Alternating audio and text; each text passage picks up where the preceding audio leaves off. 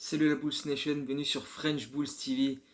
Qu'est-ce que ça fait du bien de retrouver notre équipe. 8 jours sans match, c'était vraiment beaucoup trop long. Surtout quand tu vois les prestations que l'équipe nous a offert sur ce back-to-back. Deux belles victoires contre les Lakers et les Rockets. Des prestations d'ensemble très intéressantes. Euh, un Vucevic qui reprend de la confiance, un banc qui apporte. Enfin bref, on va revenir sur un petit peu tout ça à commencer par évidemment donc le match contre les Lakers de dimanche soir, après donc 8 jours sans jouer pour nous et un seul entraînement la veille de ce match-là, et encore pas mal d'absents, mais de gros retours qui ont fait du bien, donc de Rosanne notamment. Euh, un match qui est bien parti parce qu'on a réussi à mettre une bonne intensité défensive dès les premières minutes. Alors c'est vrai que les Lakers avaient Anthony Davis en moins, donc tout de suite c'était une option offensive importante qui n'était pas là. Mais bon, nous c'était pareil avec Zach LaVine, hein. Mais voilà, tout de suite, ça nous a permis d'avoir une défense où on était plus focalisé sur le LeBron James, on a été capable de bloquer ses drives et de l'empêcher de forcément bien ressortir la balle aussi. Donc ça a pas mal perturbé l'ensemble de l'attaque des Lakers. On était présent au rebond, on a fait des hustle plays intéressants. Offensivement, de l'autre côté, on arrivait à bien faire tourner la balle, on trouvait des shoots ouverts, des Rosanne avec ses mid-range, Lonzo Ball avec des shoots d'un peu partout, ont pas mal alimenté le scoring dans les premières minutes. Il y a eu une bonne rentrée de la part des remplaçants, notamment Tony Bradley, que j'ai trouvé très bon sur ces deux matchs, qui a pris des bons rebonds, qui a fait des hustle plays, qui était bien placé défensivement, mieux que sur d'autres matchs précédemment. Donc c'était sympa à regarder. Euh, le petit souci, c'est que malgré ce premier carton globalement très solide, l'intensité défensive a un petit peu diminué dans les deux cartons suivants. Et le rythme également, parce que les Lakers ont commencé à obtenir beaucoup de lancers francs, beaucoup de fautes, euh, parfois sifflés à bon escient par les arbitres et parfois pas du tout. Mais bon, ça c'est une autre histoire. Mais du coup, les Lakers se sont relancés dans le match avec beaucoup de lancers francs et aussi quelques shoots à 3 points de Carmelo Anthony. Mais le fait que ce jeu devienne très haché, avec voilà, beaucoup d'interruptions, de temps mort, de jeux arrêtés, ça a empêché les Bulls de vraiment développer leur rythme offensif qu'ils aiment mettre avec voilà, beaucoup d'intensité et de vitesse. Du coup, parfois, c'était un petit peu plus laborieux en attaque, même si on a survécu avec une belle adresse à 3 points, notamment Vucevic qui a, je pense, bien bénéficié du repos pour voilà, se remettre d'aplomb, reprendre confiance un petit peu. Et puis là, il a rentré ses premiers shoots. Donc, du coup, derrière, il a enchaîné un petit peu. Il a signé un gros double-double sur ce match-là. Euh, mais c'est surtout Caruso qui nous a permis de rester dans le match dans la fin du deuxième quart et dans la fin du troisième quart, surtout avec énormément d'attaques du cercle, de super drive, des N1, des hustle play, même des 3 points. Donc lui, pour le coup, lui aussi, il a énormément bénéficié du repos pour soigner sa blessure qu'il avait à l'adducteur. Et sur ce match-là contre Los Angeles, il a été fabuleux. Il a encore voilà, c'est du Caruso dans le texte, hein, avec ses anticipations défensives. Et puis offensivement, voilà, son apport est de plus en plus intéressant au fil de la saison. Sur les premières semaines de la saison, tu ne le voyais pas particulièrement attaquer le cercle. Et là, c'était de plus en plus le cas déjà avant ses petits soucis à l'adducteur. Et puis là, avec la coupure, vu qu'il est revenu à 100% à ce niveau-là, il a été encore plus actif en termes d'attaque du cercle, provoquer, finir en Eurostep, mettre ses lancers francs, etc. Donc c'était vraiment cool. Euh, et derrière, on est arrivé dans le quatrième quart-temps avec un point de retard. Et on le sait, le quatrième quart-temps, c'est le DeRozan Show. Et waouh, waouh, mais je sais plus quoi dire, moi, sur DeRozan. On a déjà fait tellement de vidéos pour dire à quel point c'est exceptionnel ce qu'il nous montre dans dans les matchs dans leur ensemble, mais dans les quatrièmes quart-temps, quand il prend les choses en main et qu'il enchaîne de tels shoots avec une telle aisance, une telle maîtrise. Qu'est-ce que tu peux dire? Les 9 premiers points du quatrième quart-temps avec voilà, des spin moves, des mid-range, des turnarounds sur la tronche de tout le monde, peu importe qui défendait sur lui. Ça a été vraiment un show incroyable. Après, il y a eu un gros dunk de Kobe White a été relativement discret sur ce match-là, mais sur ce coup-là, il s'est bien réveillé. Et on a eu un petit peu de mal à contenir les Lakers défensivement. Ils sont repassés devant avec deux paniers à 3 points de Carmelo Anthony, encore une fois, qui a été très très bon et qu'on a surtout laissé seul plusieurs fois à 3 points. Et sur ces deux paniers-là, c'est LeBron James qui joue en post-up, qui s'avance vers le cercle. Il est face à Caruso de mémoire. Et Vucevic vient faire l'aide, et dès qu'il vient faire l'aide, LeBron il attendait que ça, hop, passe à l'opposé pour Carmelo Anthony qui était absolument tout seul les deux fois à 3 points. Donc voilà, les Lakers repassent devant. DeRozan qui était sur le banc revient parce qu'on sait comment ça fonctionne. DeRozan commence le quatrième quart pendant 3-4 minutes.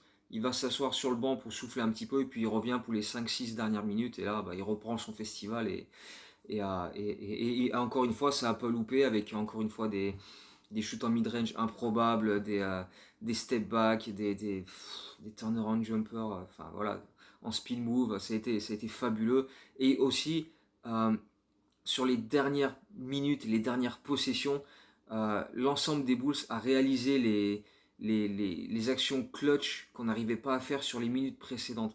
Euh, on était mené de 6 points à un petit peu plus d'une minute de la fin, mais sur les 66 dernières secondes du match, les Bulls ont pris 3 rebonds offensifs euh, par 3 joueurs différents. Donc c'était Green, Caruso et Ball de mémoire. Et derrière, ça nous a offert des possessions supplémentaires avec DeRozan qui met un mid-range sur la tronche de LeBron James pour conclure une action absolument folle. Derrière, il met encore des lancers francs. Les Lakers précipitent des 3 points, ne les rentrent pas. Lonzo Ball prend le rebond, il est envoyé au lancer et il conclut le match sur ça. Et on s'impose 115-110 face aux Lakers dans un match qui aurait été assez serré tout le long, mais on a réussi à sortir les actions décisives en fin de match quand il y en avait vraiment besoin. On s'est dit, bon allez, maintenant on s'y met et on a été capable de le faire. Et c'est pas la première fois que je dis ça quand je fais des vidéos d'après-match. Il y a plein d'exemples tout au long de la saison où c'était serré et dans les dernières minutes, on a pris les rebonds offensifs, on a fait des stops défensifs, on a rentré les shoots qu'il fallait. Et voilà, cette équipe est capable de ça. Il y a parfois des moments de flottement où défensivement, tu as l'impression que l'équipe adverse peut faire un peu ce qu'elle veut. Et puis d'un coup, boum, on met les cadenas, on met les barbelés et ils n'arrivent plus, ils arrivent plus à, rien, à rentrer. On prend les rebonds et on s'offre, nous, les shoots décisifs et les actions décisives. Donc c'est vraiment plaisant parce que quand tu es capable de faire ça défensivement, avec l'expérience des joueurs qu'il y a sur le parquet à ce moment-là, et notamment Caruso, mais aussi Lonzo Ball qui a été fabuleux lui aussi sur ces deux matchs-là, euh, voilà, tu sais que tu peux être serein. Honnêtement, toutes les fins de match serrées, il faut qu'il y ait Lonzo, Caruso et DeRozan sur le parquet. Parce que tu as les deux premiers qui vont faire les plays défensifs. Et derrière, il file la balle à DeRozan qui va rentrer tout ce qu'il veut. Donc sur ce match-là, ça s'est passé comme ça.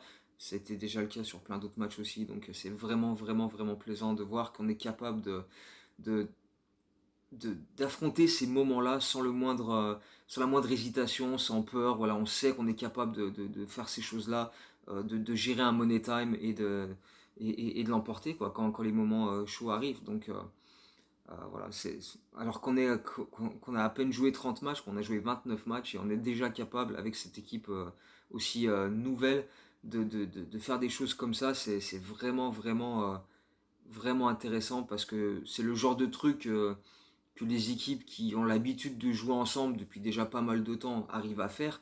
Et nous, le faire après aussi peu de temps finalement, parce qu'au final, oui, comme je l'ai dit, on a joué que 29 matchs. C'est vraiment cool. Ça tient des profils des joueurs aussi, hein, comme on l'a dit, Caruso, avec son énergie défensive et son expérience. Lonzo Ball, même chose. DeRozan, pareil. Donc voilà, tous ces joueurs qui nous manquaient l'an dernier et qui font des différences pour nous cette année. Donc quand tu vis des fins de match comme ça, même si le match dans son ensemble n'était pas parfait, il y a eu beaucoup de loupés, etc.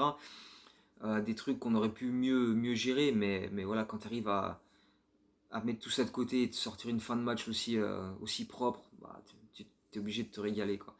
Le seul petit point noir sur ce match-là, c'est la blessure de Derrick Jones Jr. Qui sur une glissade, il a fait une sorte de grand écart et du coup, la cuisse n'a pas trop aimé. Billy Donovan disait après le match qu'il pensait pas que ce serait quelque chose de long terme. Il devrait manquer, il a manqué le match du lendemain contre Houston. il devrait vraisemblablement manquer Toronto ce soir, mais, il pourrait être là pour après Noël, comme pas mal de joueurs qui sont encore en protocole Covid. Donc affaire à suivre à ce niveau-là. Mais donc on a enchaîné cette belle victoire contre les Lakers par un très beau succès face aux Rockets. Un succès différent parce que celui-ci a été acquis beaucoup plus aisément, hein, dès l'entame de match. Tu vois, entre deux, balle dans les mains de Javonte Green qui part claquer un dunk. Derrière, on signe un 9-0 avec des post-ups bien exploités par Vucevic qui s'est retrouvé face à du Eric Gordon, face à du Tate, sur des mismatchs. Donc il leur a mis la misère, il en a profité. Et, euh, et ouais, Vucevic, il faut souligner que sur ces deux matchs-là, il a été très très bon. Il a été beaucoup plus adroit. Il tournait juste en dessous des 50% sur ces deux matchs. Donc il a été, on l'a retrouvé tel qu'on a l'habitude de le voir, quoi. Il a retrouvé ses sensations, sa confiance, donc à confirmer évidemment sur plus long terme que sur deux matchs, mais ce qu'il a montré sur ce back-to-back était vraiment vraiment intéressant. Il a mis des 3 points ouverts, il a exploité des post-ups, il a rentré des hooks, donc c'était cool. Et, euh, et donc ouais, les Bulls ont signé une première mi-temps absolument fabuleuse contre Houston, euh, avec une exécution offensive absolument splendide, des extra passes, la balle qui circule à l'opposé. On a signé 33 passes décisives sur ce match-là de mémoire. Donc c'est presque notre season high. 73 points à la mi-temps, 133 points sur le match. Donc les 73 points à la mi-temps, c'est notre record en saison. Et 133, bah, ça égale le record qu'on avait fait contre Charlotte de mémoire. Pas longtemps avant que les premiers matchs, enfin les premiers joueurs entrent en Covid protocole et perturbent un petit peu l'ensemble. Mais ouais, contre Houston, une victoire collective de très très haut niveau. Euh, Parce que bah, on a eu un peu de tout. On a eu une super défense. On a eu euh, des line-up inédits, mais où tout le monde a apporté sa pierre à l'édifice. Par exemple, dans la fin du premier quart-temps, tu avais un line-up avec Vucevic, Tyler Cook, McKinney, Dodson et Kobe White. Donc line-up vraiment inédit pour le coup, mais avec quand même de la taille, de la puissance intérieure, plutôt que d'aligner toujours des small balls. Et face à Houston, ça nous a bien aidé, par exemple pour contenir Christian Wood notamment. Et, euh, et voilà, c'est l'adaptation de Billy Donovan qui voilà, a dit bon, sur ce coup-là, vaut mieux avoir un peu plus de taille que du small ball. Et donc, du coup, on a eu droit à des joueurs qu'on voyait pas trop d'habitude, qui ont été un peu plus impliqués. Tyler Cook a été excellent sur ce match-là. Alfonso McKinney, qui avait signé son deuxième contrat de 10 jours, a été très très bon également. Il a signé 16 points en sortie de banc, ce qui est le deuxième meilleur total de sa carrière en NBA. Tyler Cook a mis 11 points. Kobe White a été très très bon. Il a pris confiance au fil du match. Il a de plus en plus attaqué le cercle. Il était très agressif. Il a provoqué et rentré des lancers. Il a mis des 3 points. Il a fini avec un record cette saison de 24 points pour lui. Donc c'était plaisant de le voir retrouver un peu de rythme et de confiance également. Tony Bradley était top. On a vu du très bon Devon Dodson aussi. Donc voilà, tout le monde a apporté sa pierre à l'édifice sur une nouvelle victoire de qualité en forme de revanche par rapport à celle de, enfin, par rapport à la défaite à Houston au mois de novembre où on était allé là-bas et on avait livré une de nos pires prestations de la saison. On avait l'impression de ne pas être du tout impliqué sur ce match-là. Et, euh, et là, du coup, c'était une belle revanche. On a affiché une belle énergie malgré que ce soit un back-to-back. Mais bon, comme on n'avait pas joué depuis 8 jours, bon, bah, je pense qu'on était quand même pas non plus éclaté. Donc c'était quand même, c'était vraiment vraiment sympa. Et voilà, encore une fois, plein de joueurs qui se sont mis en évidence, qui se sont montrés, qui ont été très actifs, qui ont apporté leur pierre à l'édifice. Donc très, très, très très plaisant, beaucoup d'actions spectaculaires, des alley-oops, des dunks dans tous les sens, des contre-attaques. Lonzo Ball qui a encore une fois régalé avec des passes absolument somptueuses, une remise en jeu qui va à l'autre bout du parquet, des contre-attaques où il envoie des alley-oops. La passe qu'il fait pour Tony Bradley au début du quatrième quart-temps pour son dunk, je l'ai trouvé vraiment chouette à une main comme ça un petit peu. Enfin, je sais pas exactement comment la décrire, mais ça passe à une main comme ça pour Bradley était vraiment fun. Mais enfin, ça vous pouvez aller voir ça dans les highlights. Mais, euh, mais voilà, c'est symptomatique d'une équipe qui prend plaisir à jouer ensemble et qui l'a démontré sur ce match-là une fois de plus. Donc voilà, encore une belle belle victoire 133-118 avec beaucoup d'actions très très très très spectaculaire, et on n'a même pas eu besoin forcément que DeRozan force son talent plus que ça. Il termine avec 26 points, 6 passes décisives, avec encore une fois tous ces shoots en mid-range dont il a le secret. Mais voilà, c'était vraiment fun de voir ceux qui avaient un peu plus de mal dernièrement, comme Vucevic par exemple, ou Kobe White, ou ce genre de joueurs-là, ou ceux qui avaient très peu de minutes, être capable d'être productif et de retrouver de la confiance. Et ça peut être que bénéfique pour la suite d'avoir toute l'équipe euh, capable de sortir ce genre de performance. Donc c'est plaisant. D'autant qu'on va encore récupérer des joueurs qui sortent du protocole Covid. Là, Troy Brown est sorti du protocole Covid. Le problème, c'est que Devon Dodson, lui, est rentré en protocole Covid. Donc du coup, ça fait un petit peu des chaises musicales. Là, on joue Toronto, qui a énormément de joueurs absents, que ce soit en protocole Covid ou sur blessure, notamment Fred VanVleet, Siakam, Gary Trent, enfin bref, Anunoby.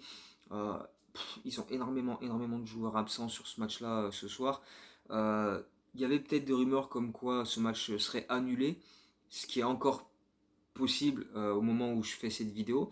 Euh, même si Toronto a signé plusieurs joueurs en contrat de 10 jours, donc en termes de nombre de joueurs, euh, la Ligue n'a pas de...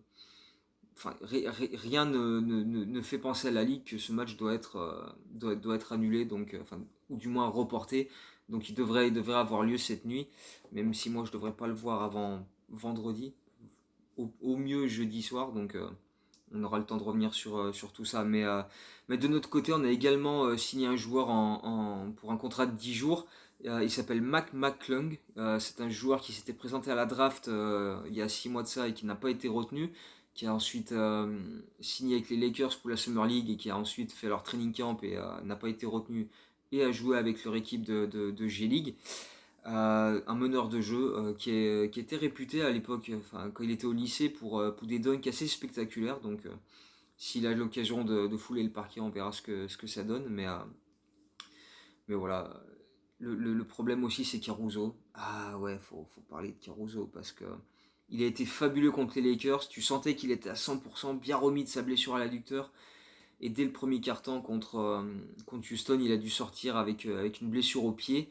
Ça semble pas particulièrement important. Il devrait louper Toronto ce soir, mais revenir relativement rapidement derrière, même si on attend un peu plus d'infos, des examens, etc. Mais voilà, c'était quand même un petit peu embêtant de le voir sortir rapidement contre Houston. Heureusement, ce match-là s'est très très bien passé. On n'a pas eu plus besoin que ça de Caruso sur la suite du match, donc on a su gérer. Mais ouais, c'est des petits bobos par-ci par-là qui commencent un petit peu à s'accumuler pour Caruso, hein. Il avait loupé un match ou deux avec. Il avait loupé le déplacement à Indiana avec un truc au poignet. Euh, et justement, il était revenu contre Houston. Là, il a eu ce souci à l'adducteur. Il revient. Là, il se refait ça au niveau du pied. Donc, on sait que c'est un joueur qui s'économise pas, qui adore se jeter au sol, faire le hustle play, encaisser les charges, les contacts, etc. Donc, forcément, ça engendre ce genre de petites blessures à droite à gauche. Mais bon, ce serait quand même cool qu'on puisse l'avoir sur le parquet plutôt qu'à l'infirmerie. Mais bon, ça devrait pas être non plus pour une trop longue durée, donc ça devrait encore le faire.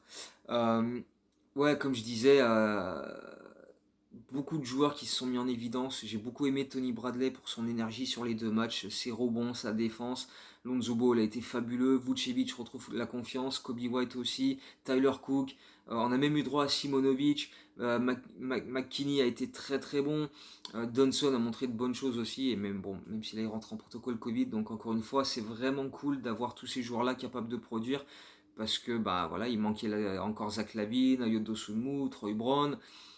Donc on espère retrouver ces gars-là très rapidement. Bill Donovan disait que probablement après Noël, on aurait, on aurait un effectif presque au complet. On récupérerait ces gars-là qui sortiraient du protocole Covid, même si après il faut encore voir où ils en seront physiquement.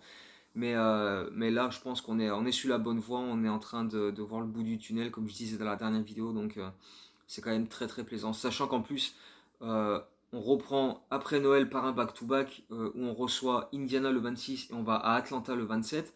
Et Atlanta, il commence à avoir plusieurs cas de Covid aussi, donc Capella et Trae Young. Donc Ils joueront pas face à nous le 27, donc là aussi ça peut être l'opportunité d'aller gratter des victoires intéressantes, même si de toute façon Atlanta est très mauvais cette année. À l'heure actuelle, ils sont même pas dans le play-in, donc leur saison est assez exécrable. Donc c'est des matchs qu'il faut qu'on gagne. Donc voilà, Toronto ce soir avec énormément d'absents, victoire impérative. Indiana, Atlanta en back-to-back, il faut aller chercher ces victoires-là. Et en plus, on rejoue ces deux équipes-là pour terminer l'année 2021. Donc honnêtement, là, on a Toronto, Indiana, Atlanta, Atlanta, Indiana. Ça doit faire 5-0 pour terminer 2021. Logiquement, si nous, on n'est pas trop pris dans les blessures et les protocoles Covid, même si bon, maintenant que tout le monde y est passé, pratiquement, voilà, ça devrait quand même le faire. Mais il y a moyen de repartir sur une très belle série positive sur la fin de saison si on est sérieux, si on est appliqué, si on n'a pas de blessés. Donc c'est que du bonheur en ce moment. On retrouve nos gars et on va encore en retrouver dans les prochains jours. Donc il y a vraiment moyen d'enchaîner. Donc espérons que ça se passe comme ça, même si on le sait, hein, un match NBA n'est jamais gagné à l'avance. On l'a vu à Houston le mois dernier, donc évidemment, sérieux maximal, application maximale, mais quand tu es justement sérieux et appliqué comme on l'a été sur ces deux matchs contre les Lakers et Houston, où j'ai également bien aimé le fait que malgré l'avance de 15-20 points tout le long de la deuxième mi-temps, on a continué à jouer à fond. Ben voilà, tu sais que tu peux aborder la suite avec confiance. Donc vu que les prochains matchs sont très abordables, je me fais pas particulièrement de soucis. Donc voilà. J'espère que vous aussi, ça vous a plu ce back-to-back. Dites-moi ce que vous en avez pensé. Le show des Rosanne dans le quatrième quart-temps contre les Lakers où il met 19 de ses 38 points avec des shoots absolument monstrueux comme il en a mis toute la saison. L'intensité de Caruso, les passes et la défense somptueuse de Lonzo Ball, les rebonds offensifs, l'application collective contre Houston, le banc qui a mis 66 points.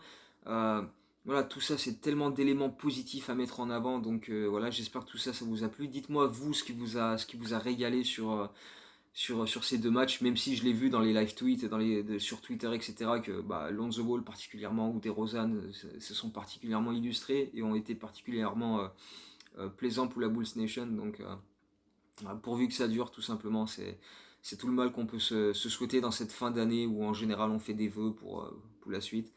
Voilà, on peut que souhaiter que ça se poursuive comme ça. Donc prochaine vidéo, je vais essayer de la faire avant Noël, comme ça on se souhaite la joyeuse Noël et le joyeux Noël, etc. Pour revenir sur le match contre Toronto et donner les dernières infos.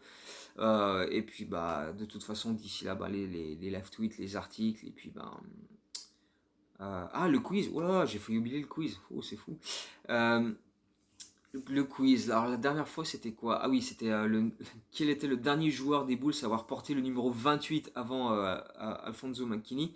Et il s'agissait de Andrew Lang. Alors ouais, c'était pas facile à trouver parce que le bonhomme n'a joué que 21 matchs sous le maillot des Bulls lors de une des pires saisons de l'histoire, puisque c'était la fameuse saison 98-99, la première après Jordan, Jackson, Pippen, etc. Après The Last Dance. Donc pas vraiment un passage très remarqué. En plus, même lui, il a pas franchement brillé. Donc ouais, c'était assez improbable comme joueur et comme période, mais bon, c'est comme ça. Et cette fois-ci, alors maintenant, je vais faire des questions un petit peu différentes. Je vais vous donner le parcours d'un joueur, tous les clubs où il est passé, et vous devez retrouver de qui il s'agit. Donc pour cette première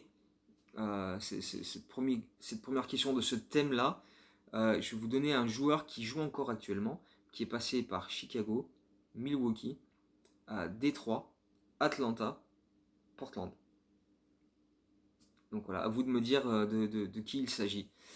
Et je pense qu'on refera des questions un peu plus dans ce thème-là plus régulièrement, mais bon, ce sera jamais très défini à l'avance, ce sera en fonction de l'actualité, en fonction de mon inspiration au niveau des questions également, mais voilà, faire des questions un peu plus variées avec des thèmes un petit peu plus différents, donc, donc voilà. Dites-moi si vous avez trouvé qui est ce joueur dont on parle. Et puis voilà, on se retrouve très bientôt, probablement avant Noël, pour parler je l'espère, une belle victoire de plus contre Toronto.